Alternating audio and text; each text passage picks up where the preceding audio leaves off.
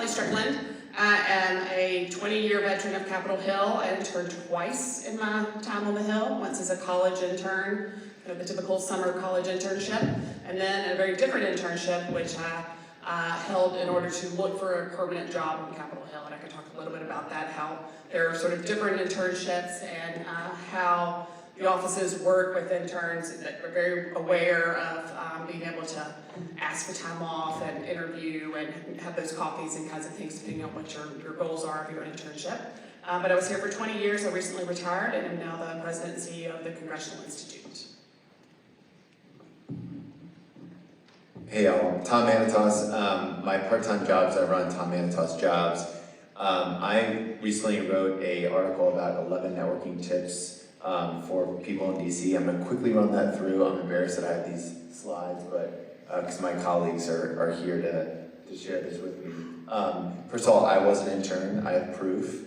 I was a beer-drinking college kid like y'all were for Senator Paul Sarbanes in the Senate, and then I interned for Nancy Pelosi, which had just become the minority whip, and was lucky enough to, like many of you, intern that followed that into a career on the Hill. I was with her for 9 years.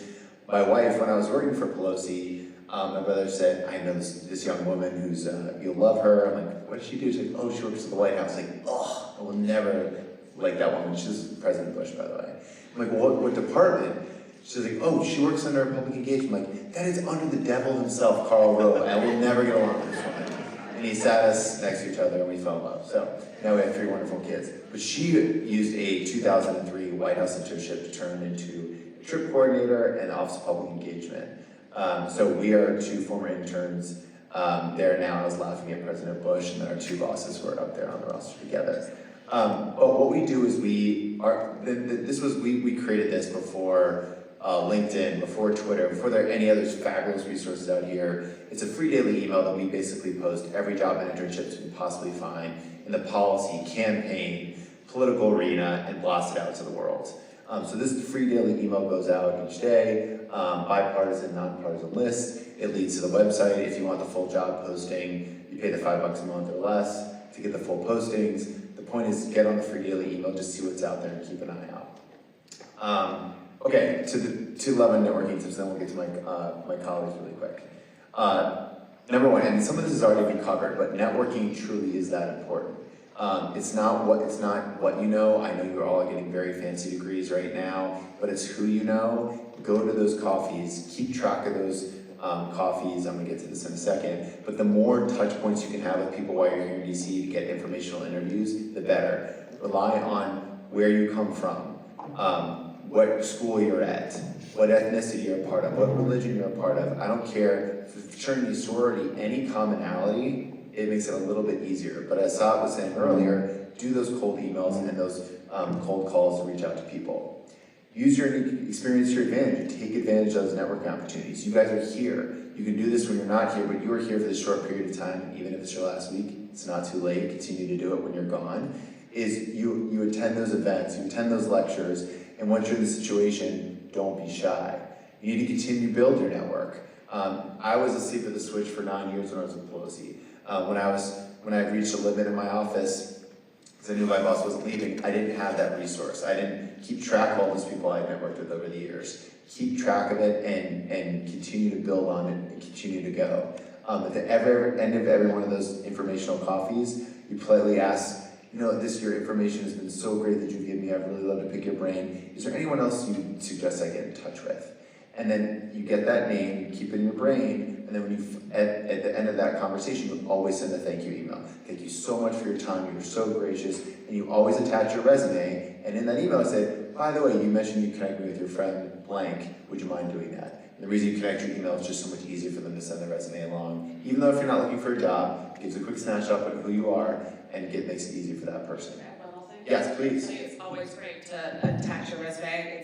It's easy to do. You don't assume that they even remember that they had it. I think it's always also great if you're like following up with a meeting that you previously had to remind them of how you met them.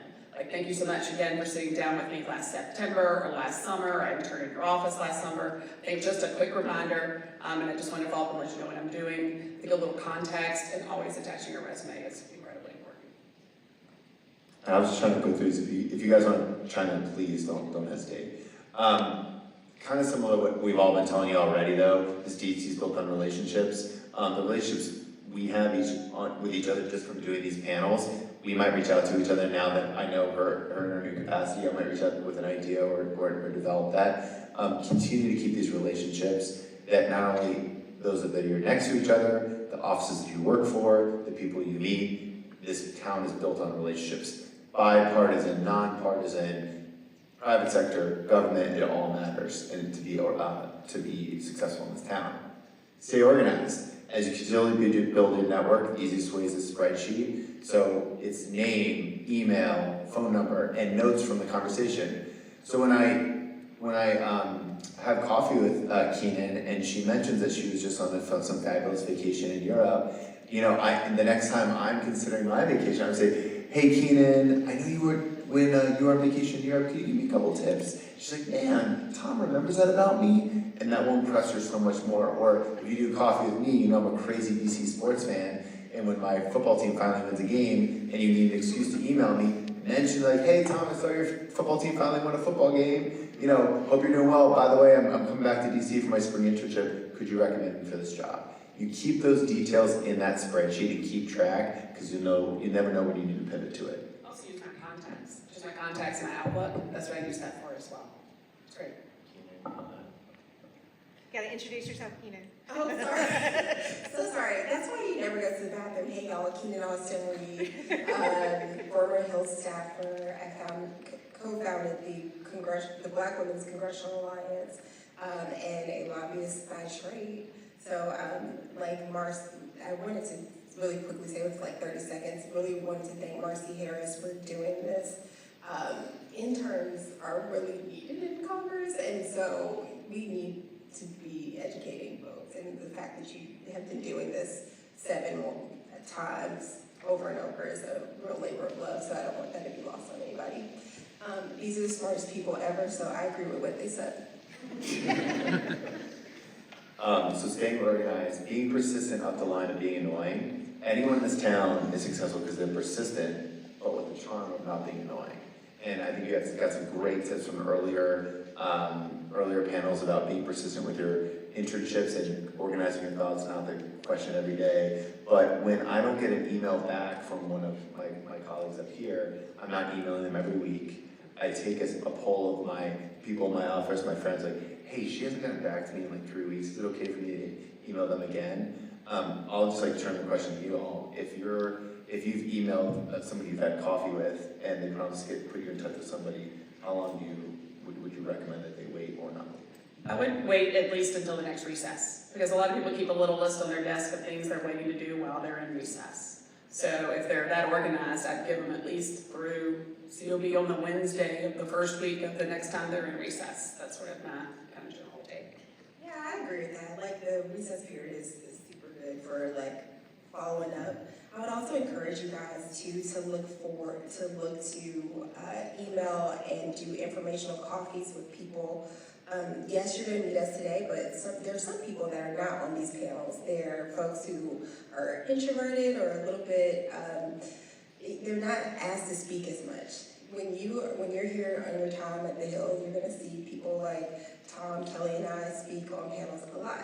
And that drives interns to speak, like maybe 50 emails will come after this conversation, which we love. But we all have lots of friends who are not on these panels that have very good and rich experiences, and they get the emails a little bit less and have a greater capacity for it. So it's just a little bit of a pro tip. If you can find the path less travel, it can be a little bit quicker in terms of response.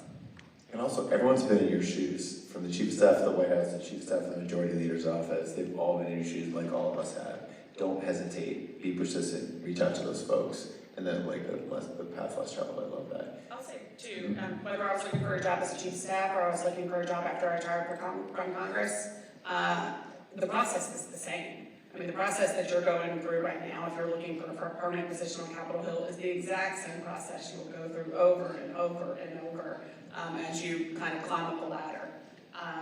Again, like when I was looking for a job as a chief of staff, I got that job because of a relationship that I developed with a senior staffer who I kept in touch with through the years, and she was helping a member find the chief, and she came to me, and that's how I got that job. The job I have today is exactly the same way. I got the job through members of my board who I'd worked with for years on Capitol Hill, and I built my own brand and my own reputation, starting as an intern, and then as a legislative director, and then as chief of staff and staff director, and it's that entire process. I'll talk about like building your brand. A lot of folks are about building the member of Congress's brand, but you have a brand to build too, and I think it starts now with your hard work and your willingness to work with others, working well with others, being on time, staying late. I know that you like held the record in your office as an intern for staying late, didn't you? And that's how you got the job. You were there. But building your own brand is something, again, that you will start doing, or you should start doing now. And that's great. If you didn't have a great brand before, you have a fresh new start,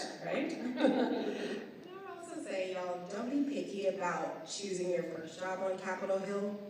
Just get that first mail.house.gov or senate.gov email. Because after you get that job, you will be, as long as you do well and maintain a good reputation, there's going to be a lot of demand for your talent. There are so many openings, all of Tom Manatos jobs, to make sure that you are, finding out what the openings are. But seriously, I meet a lot of folks who are like, oh, Keenan, I really want to work with a member that is focused on foreign affairs or education or something like that. And that's great, but just start. And then you'll, because right now, there's never a period where you have more people more similarly situated than you. Like right now, everybody will have their college degree and the same level of experience. But then once you start to work in offices, you can start to differentiate yourself a little bit more for your future jobs. And that both leads into this point, is using your network at all stages of your search and your career. So getting your foot in the door to build your brand will help you get that first job, get that second and third job, and you've got to keep track of all those folks you've worked with, because I as a chief of staff would rely so much more on my friend who recommends somebody to me based off their prior experience with that individual, whether it's an intern or LC, because they know their work ethic, they know their brand, and they know what they're going to bring to the office. And it's such a strong community that a reference means everything, because I'm going to know that other chief that I'm talking to, and I'm not going to risk my reputation by recommending someone who didn't do a good job in my office. I mean, probably maybe more than any other industry in the country, you rely on references within your chief community, and it means a lot. I do like that someone earlier asked about failure and what happens if you mess up. I do deal a lot with you get the job and then something goes wrong, you don't get along with one person in the office, or the culture is just not a good fit, or the staffer just may not have been doing their best work. It's okay to hit a reset, it happens. More than we talk about. We talk a lot about like success, but there are times where you want to keep the career on the hill and you've messed up some. In those instances, that's where your relationships are going to be very important. I will say, it is far harder to get a job, your next job, if you don't maintain those relationships, if you don't do well in an office. So take the time to try to, if it's not working out, y'all make the decision, but still, be very professional, put your best foot forward. But if if for some reason things don't work out, you can always go back to the kitchen cabinet and the board of directors. I call them the board of directors, but those are people that you have built up as your cheerleaders. But I just want to mention, it does happen. It happens more than you think. But as someone mentioned earlier, it's a small town, so just keep in mind doing your best work while you're in your office. I love these points, because when I was up here, I don't feel like failure was accepted. Like, it's okay to fail. When I'm in the private sector, one of my previous CEO would say, the only way we learn is failing. You have to fail. Don't make the mistake again if it's a stupid mistake or a bad mistake, and learn from it, but it's okay to fail. I had a job that I went to that it didn't work out.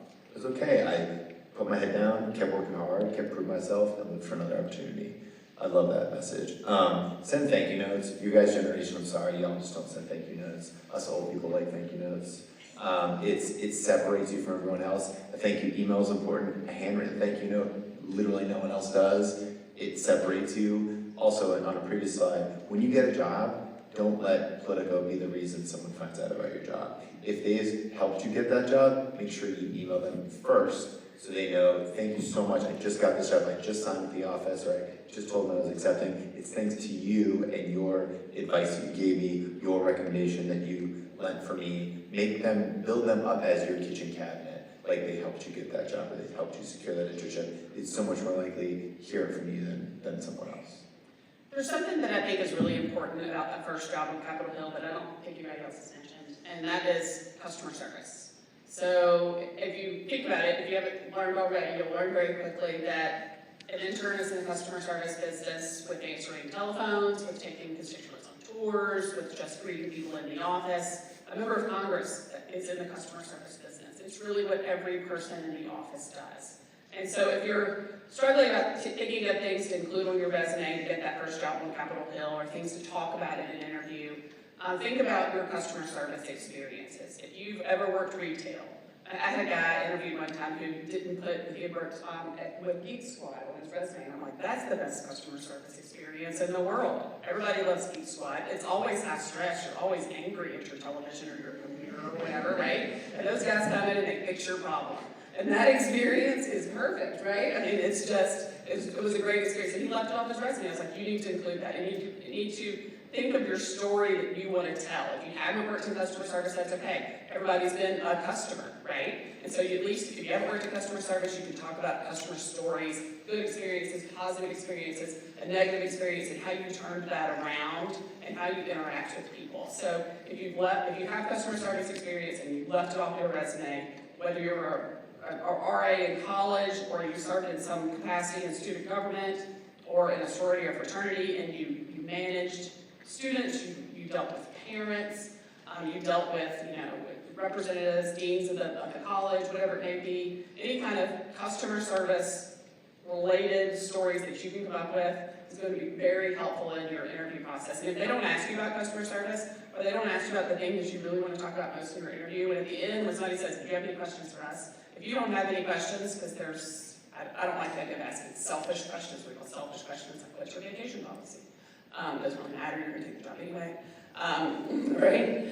You can say, I'd like to talk about something that we didn't touch on, and that's customer service. And then and it's important in the first, particularly in the staff assistant level, first job, intern, full-time paid internship, customer service is incredibly important. I can't stress that enough.